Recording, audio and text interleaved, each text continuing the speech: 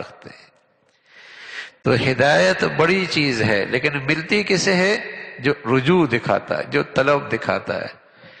ارے میرے عزیزو، بس بے نیازی سے دولت تو مل سکتی ہے، باپ مالدار تھا، بیٹا بڑا بے فکرہ ہے، بے نیاز ہے، لیکن باپ کے مرتے دولت بیٹے کے ہاتھ میں آ جاتی ہے۔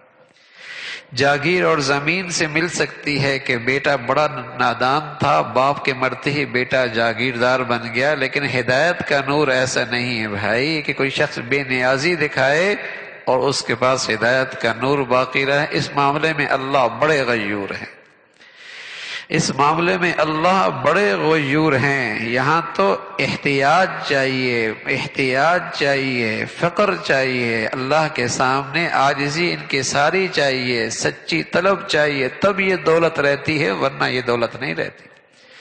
انلزمکموہا وانتم لہا کارہون، تم تو اسے پسند نہ کرو اور اللہ تمہارے لیے اسے تمہارے گلے کا توق بنا دے، ایسا نہیں ہے۔ ہدایت کا معاملہ ایسا نہیں ہے۔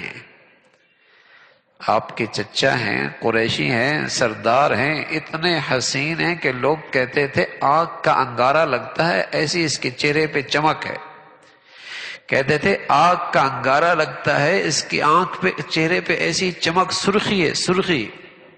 ابو لہب ایسا سرخ تھا، قریشی تھا، سردار تھا، لیکن طلب نہیں تھی، مردود ہو گیا۔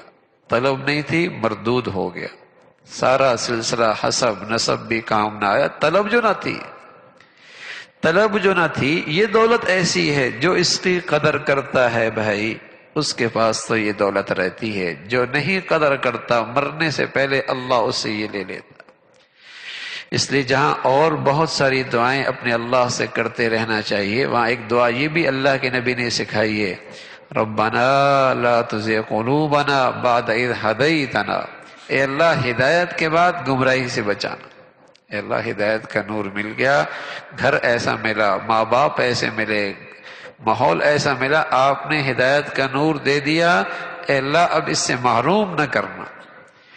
ہدایت پہ خاتمہ ہو جائے، اس کے لیے یہ دعا بڑی مؤثر ہے۔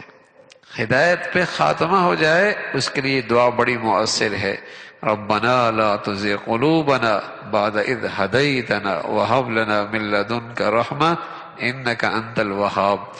وہاب کہتے ہیں ایسی ذات بغیر استحقاق اور نالائقی کی کچھ دے دے، تو بندہ کہتا ہے اے اللہ میں تو پہلے ہی نالائق تھا، آپ نے فضل فرمایا، ہدایت دے دی، آگے بھی میرے اندر لیاقت کوئی نہیں ہے، اپنا فضل فرما اور ہدایت پہ خاتمہ فرما دے، میری نالائقیوں پہ نہ دیکھ، اپنے فضل اور اپنی رحمت پہ دیکھ۔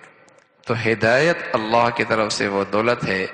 تو جہاں بھی قرآن میں نا کہ اللہ جسے چاہے گمراہ کر دے، جسے چاہے ہدایت دے دے، اس کا مطلب یہی ہے جس کے دل میں طلب ہوتی ہے اللہ اسے ہدایت دیتا ہے، اور جس کے دل میں سرکشی اور جسے کہیں کہ استغنا ہے، اللہ بھی پھر اسے ہدایت کی دولت نہیں عطا فرماتے۔